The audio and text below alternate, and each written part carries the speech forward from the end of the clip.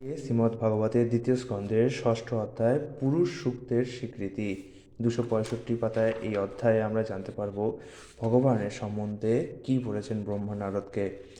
ব্রহ্মাজি বললেন, সেই বিরাট পুরুষের মুখ, বাক ইন্দ্রিয় এবং তার অধিষ্ঠাত্রী দেবতা অগ্নির উৎপত্তি স্থান, তার ত্বক আদি সপ্তধাতু গায়ত্রী আদি বেদের সপ্তছন্দের ক্ষেত্র, তার জিহা হব্য অর্থাৎ দেবতাদের অন্ন, কব্য অর্থাৎ পিতৃদের অন্ন, অমৃত অর্থাৎ মনুষ্যদের অন্ন, মধুরাদি অর্থাৎ সরবিদ রসের উৎপত্তি স্থান, তার নাসারন্ধ্রদ্বয় সমস্ত জীবের প্রাণের ও বায়ুর উৎপত্তিস্থল, তার ঘ্রাণেন্দ্রিয় থেকে অশ্বিনী কুমারদ্বয় এবং সর্বপ্রকার ঔষধি উৎপন্ন হয়েছে, এবং শ্বাসশক্তি থেকে বিভিন্ন প্রকার সুগন্ধি উৎপন্ন হয়েছে, তার নেত্র রূপসমূহের এবং রূপ প্রকাশক বস্তুসমূহের উৎপত্তিস্থল, তার নেত্র গোলকদ্বয় স্বর্গ এবং সূর্যের উৎপত্তিস্থল, তার কর্ণদ্বয় দিকসমূহ এবং সমস্ত বেদের উৎপত্তিস্থান, এবং তার শ্রবণেন্দ্রিয়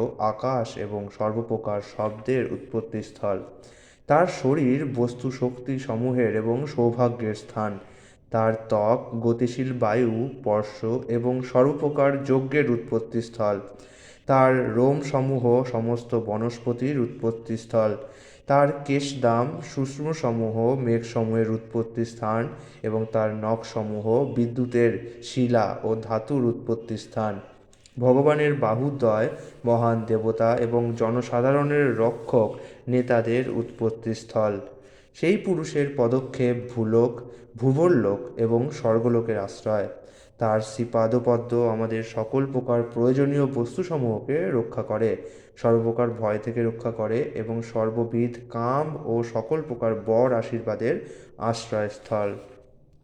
ভগবানের জননেন্দ্রিয় থেকে জল, বীর্য, জনন, বৃষ্টি এবং প্রজাপতিদের উৎপত্তি হয়েছে, তার জননেন্দ্রিয় সমস্ত সুখের কারণ যা জননের ক্লেশকে লাঘব করে। হে নারদ, সেই পুরুষের গুহ্যেন্দ্রিয় হচ্ছে যম, মিত্র ও মলত্যাগের স্থান, এবং তার পায়ু হিংসা, দুর্ভাগ্য, মৃত্যু এবং নরকের আশ্রয় বলে খ্যাত। সেই বিরাট পুরুষের পৃষ্ঠদেশ পরাভব, অধর্ম ও অজ্ঞানের স্থান, তার নারীসমূহ নদ নদীর এবং তার অস্থিরাজি পর্বতসমূহের অধিষ্ঠান, সেই বিরাট পুরুষের নির্বিশেষ রূপ মহাসাগর সমূহের আশ্রয়স্থল, তার উদর ভৌতিক দৃষ্টিতে নিহত জীবদের আশ্রয়, তার হৃদয় জীবদের সূক্ষ্ম শরীরের আলয়। বুদ্ধিমান মানুষেরা এইভাবে তাকে জানেন। সেই মহান পুরুষের চেতনা ধর্মের আমার, তোমার এবং সনক, সনাতন, সনত কুমার এবং সনন্দন এই চার কুমারদের আশ্রয়স্থল, সেই চেতনা সত্য এবং দিব্য জ্ঞানেরও আশ্রয়। আমার অর্থাৎ ব্রহ্মা থেকে শুরু করে তুমি, ভব অর্থাৎ শিব, তোমার অগ্রজ মহান ঋষিগণ, দেবতাগণ, অসুরগণ, মনুষ্যগণ, নাগসমূহ, পক্ষীকুল, জন্তুগণ, সরীসৃপগণ, গন্ধর্বগণ, অপ্সরাগণ, যক্ষসমূহ, রাক্ষসগণ, ভূতগণ, উরগ অর্থাৎ সর্পাদি, পশুসমূহ, পিতৃগণ, সিদ্ধগণ, বিদ্যাধরগণ, চারণগণ, বৃক্ষরাজি এবং জল, স্থল ও অন্তরিক্ষচারী অন্যান্য বিবিধ প্রাণীসমূহ এবং গ্রহ, নক্ষত্র, ধূমকেতু, তারকা, তড়িৎ, মেঘমালা, ভূত, ভবিষ্যৎ ও বর্তমান যে কিছু সকলেই সেই পুরুষ, অর্থাৎ তার থেকে কিছুরই ভিন্ন সত্তা নেই, যদিও তিনি এক বৃহৎ পরিমাণ মানে 9 ইঞ্চি স্থান মাত্রে অধিষ্ঠিত, তথাপি তিনি এই বিশ্বকে আবৃত করে আছেন। সূর্য যেমন বিকিরণের মাধ্যমে অন্তর এবং বাহির উভয়ই আলোকিত করে, তেমনি সেই পরম পুরুষ বিরাট রূপ প্রকাশ করে ব্রহ্মাণ্ডের অন্তরে এবং বাহিরে সব কিছু পালন করেন। হে ব্রাহ্মণ নারদ, সেই পরমেশ্বর ভগবান অমৃত এবং অভয়ের নিয়ন্তা, তিনি মৃত্যু এবং জড়জগতের সকাম কর্মের অতীত, তাই সেই পরমেশ্বরের মহিমা অসীম। পরমেশ্বর ভগবান তার শক্তির 1/4 দ্বারা এই জড়জগৎ প্রকাশ করেছেন, সেখানে সমস্ত বদ্ধ জীবেরা বিরাজ করে, কিন্তু 3টি উচ্চতর লোকের এবং জড়জগতের আবরণের ঊর্ধ্বে স্থিত ভগবত ধাম অমরতা, নির্ভয়তা এবং জরা ও ব্যাধির উৎকণ্ঠা থেকে মুক্ত নিত্য নিবাস। চিৎজগৎ যা ভগবানের শক্তির 3/4 তা জড়জগতের বাহিরে অবস্থিত, এবং সেই স্থান তাদের জন্য যাদের কখনো পুনর্জন্ম হবে না। আর যারা সংসার জীবনের প্রতি আসক্ত এবং কঠোর ব্রহ্মচর্য ব্রত পালন করে না, তাদের জড়জগতের তিলকের মধ্যেই থাকতে হয়। সর্বব্যাপ্ত পরমেশ্বর ভগবান তার শক্তির প্রভাবে যারা জড়জগতের ওপর আধিপত্য করতে চায় এবং যারা ভগবত ভক্তি পরায়ণ, উভয়েরই পরম নিয়ন্তা। তিনি সর্বাবস্থাতেই অজ্ঞান এবং বাস্তবিক জ্ঞান উভয়েরই পরম প্রভু। সেই পরমেশ্বর ভগবান থেকে সমস্ত ব্রহ্মাণ্ড এবং জড় উপাদান, গুণ এবং ইন্দ্রিয় সমন্বিত বিরাট রূপ উদ্ভূত হয়েছে। তথাপি তিনি এই সমস্ত জড় প্রকাশ থেকে সম্পূর্ণ স্বতন্ত্র, ঠিক যেমন সূর্য তার কিরণ এবং তাপ থেকে ভিন্ন থাকে। আমি যখন মহাপুরুষের অর্থাৎ মহাবিষ্ণুর নাভিপদ্ম থেকে জন্মগ্রহণ করেছিলাম, তখন আমার কাছে যজ্ঞ অনুষ্ঠান করবার জন্য সেই মহাপুরুষের অবয়ব ব্যতীত অন্য কোনো সামগ্রী ছিল না।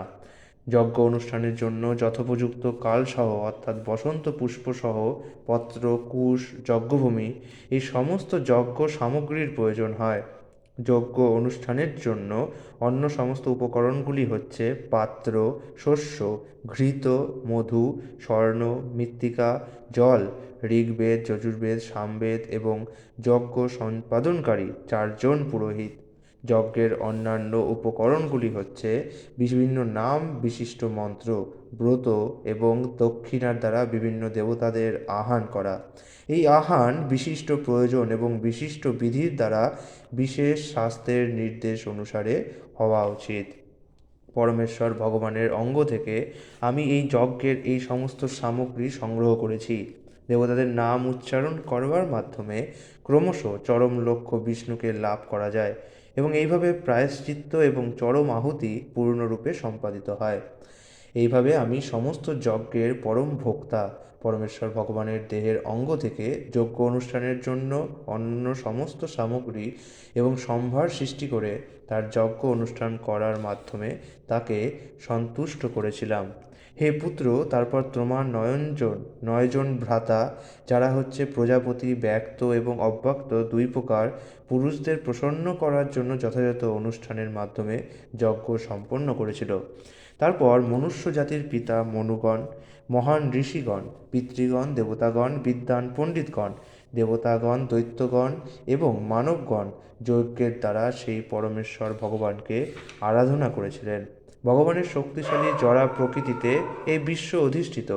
ভগবান স্বয়ং অগুণ হওয়া সত্ত্বেও সৃষ্টিকার্য, পালন কার্য এবং বিনাশ কার্য সাধনের জন্য প্রকৃতির গুণসমূহ গ্রহণ করেন। তার ইচ্ছায় আমি সৃষ্টি করি, শিব সংহার করেন এবং তিনি স্বয়ং নিত্য ভগবান স্বরূপে সব কিছু পালন করেন। তিনি এই 3 শক্তির শক্তিমান নিয়ন্তা।